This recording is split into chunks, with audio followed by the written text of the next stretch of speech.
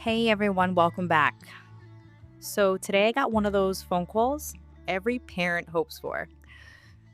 My daughter passed her test and she's moving on to the next grade.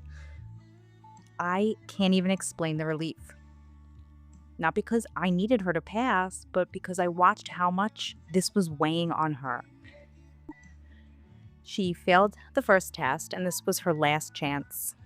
And for the last couple of weeks, there was just uncertainty. And if you've been listening to this podcast for a while, you know uncertainty is something I've been learning to live with. Funny how life keeps giving us opportunities to practice. My daughter and I had some really honest conversations. I told her something I've been trying to teach myself lately. If you pass, that's wonderful. If you don't, we'll figure it out. Maybe repeating a grade isn't the worst thing in the world. Maybe it means your path just looks a little different. Maybe there's something we're not seeing yet.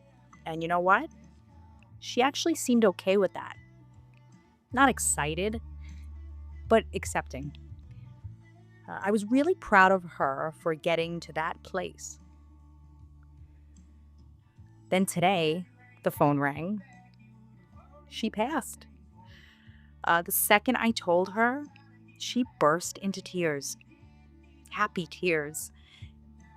And honestly, it kind of caught me off guard because I don't think I realized how much she'd been carrying inside. Kids don't always tell us how scared they are. Sometimes they smile, sometimes they keep playing, sometimes they act like everything's fine. Meanwhile, they're holding on to this huge fear that we can't even see. And I think that's what hit me today. As parents, watching our kids struggle is brutal. I think sometimes it's harder for us than it is for them, or I know it, because every instinct in us wants to jump in and fix it. Take the test for them, fight the bully, make the anxiety disappear, erase the disappointment. But we can't. And maybe we're not supposed to. As hard as it is, our kids have to build confidence the same way we do. And that's not by avoiding hard things, but by walking through them. Confidence doesn't come from everything working out. It comes from realizing I can survive even if it doesn't. And maybe that's one of the greatest gifts we can give our children. Not rescuing them from every uncomfortable feeling, but sitting beside them while they experience it. Letting them know, you don't have to go through this alone.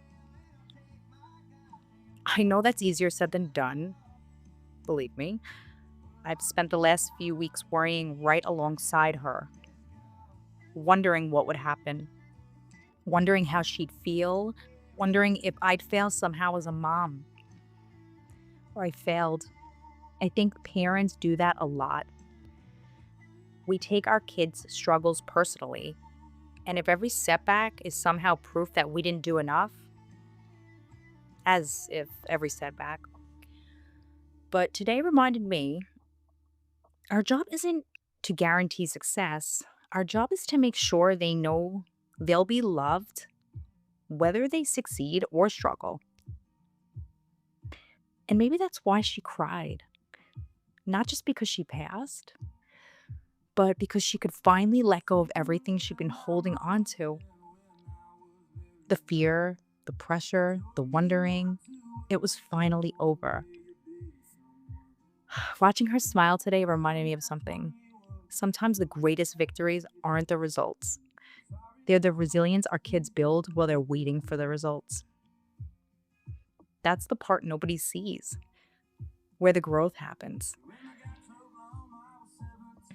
If you're a parent listening to this, maybe your child is struggling with school, maybe it's sports, maybe friendships, anxiety, whatever it is, I hope you remember that sometimes the most powerful thing we can do isn't solve the problem.